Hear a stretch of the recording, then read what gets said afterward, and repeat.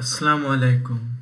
আমরা অধিকাংশ সময় অনেকেই নোটপ্যাড ব্যবহার করি বিভিন্ন লেখালেখি সেভ করে রাখার জন্য। এখানেও আমার একটা নোটপ্যাড রয়েছে। তো নোটপ্যাডে ফন্টের সাইজগুলো খুবই ছোট হয়ে থাকে এবং আমি এই ফন্টের সাইজগুলো খুবই ছোট। তো এইগুলো বড় করার জন্য কী করা যায় সেগুলো বড় করার জন্য আমরা এই যে ফরম্যাটে চলে যেতে পারি। ফরম্যাট থেকে আমরা যদি ফন্টে যাই, ফন্টে গেলে এই ফন্টও চেঞ্জ করতে পারবো, সাইজও চেঞ্জ করতে পারবো। এখানে বিভিন্ন রকমের ফন্ট আছে, তো যেটাই ডিফল্টভাবে দেওয়া আছে সেটাই ভালো লাগে আমার কাছে। আপনারা ফন্ট চাইলে চেঞ্জ করতে পারেন। এখানে আমরা ইতালিক বেকার করে লিখতে পারেন, বোল্ড মোটা করেও করতেও পারেন। সো আমার বড় করার দরকার। আমি যদি 14 দিই, এখন রয়েছে 10-এ রয়েছে, আমি যদি 14 দিই তাহলে ফন্ট সাইজ বড় হয়ে যাবে। ফন্ট আগে থেকে বড় হয়ে গেল। যদি আরও বড় করতে চাই তাহলে ফন্টে 14 না দিয়ে 16, 18, তবে আমি 18 দিয়ে দেখি কত বড় হয়।